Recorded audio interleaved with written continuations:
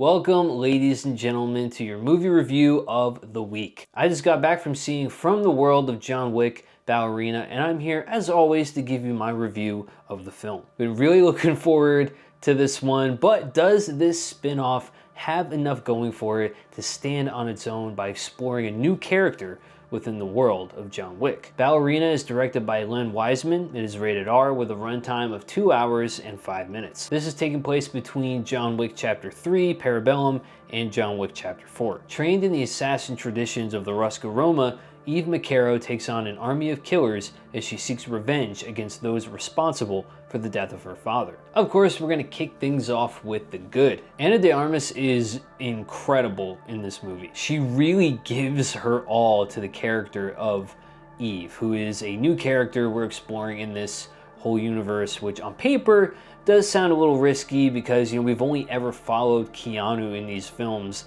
but the franchise, has been so successful that I guess Lionsgate just felt it was right to expand on this world and these characters just a bit more. Like what they did with the Continental prequel series that was on Peacock, even though that wasn't as well received. But I had much more confidence in this project, and De Armas just knocks it out of the park as Eve. She's still a rather simple character, but that doesn't really take away from her motivations. They're very clearly understood. It's a simple revenge story, and she wants justice for her father, and the journey to get that justice, to get that revenge, was just such a fun ride. The action is just absolutely insane and is almost non-stop with very little breathing room in between sequences, but it just worked so well. Despite these scenes being, planned out and choreographed and all that, I enjoyed watching these moments a lot more than in some of the later Wick films where, the movements just felt kind of, slow,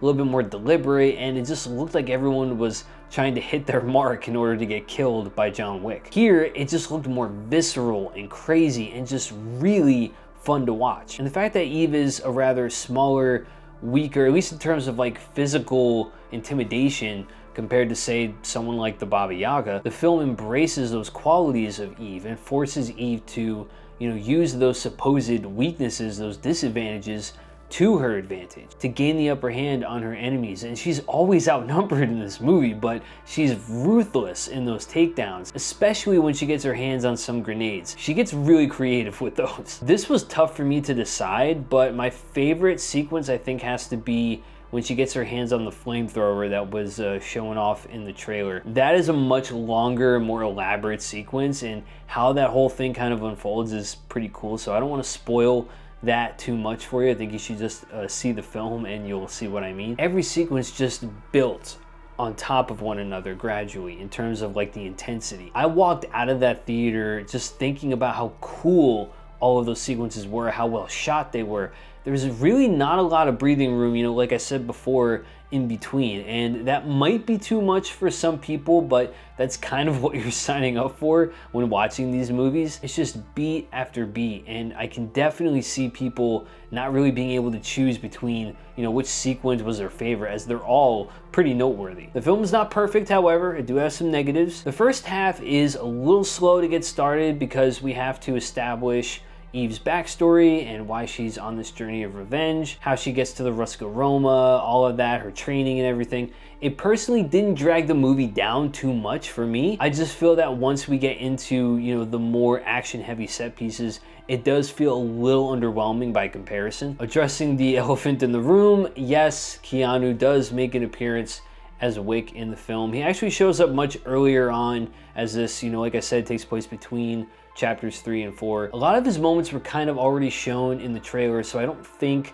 I'm spoiling anything by, saying that. He does have some cool moments with Eve, as well as some, action moments by himself that were pretty cool, but his appearance here felt like there was some slight hesitation on the studio's part that maybe the movie without him in it maybe won't be able to stand on its own, but it really, really does. Not once did I feel the need to include Wick, as I was having just such an awesome kick-ass time with Eve. I would actually argue that having Wick in the film kind of brought it down just a bit for me because of that slight lack in confidence that the film will just speak for itself. I understand from a story perspective as to why maybe they wanted to include him a bit more, as he's kind of, like a mirror image of Eve in terms of like getting revenge. It was still fun seeing him there, no doubt, but I think I could have done with a little less John Wick. In conclusion, I'm going to give Ballerina a score of 4 out of 5. The expansion of the John Wick universe is off to a very strong start with a solid lead in Ana de Armas, who really holds her own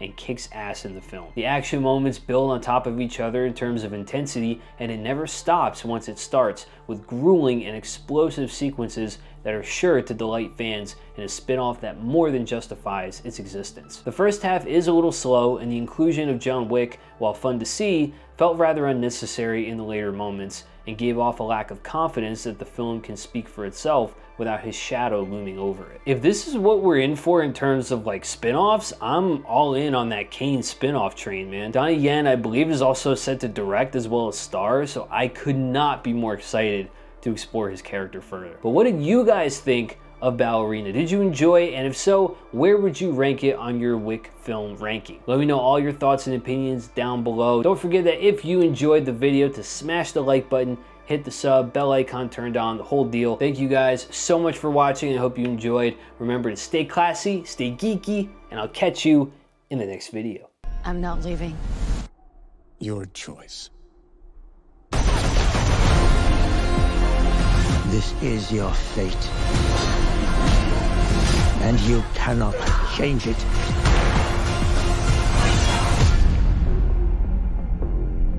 Rules.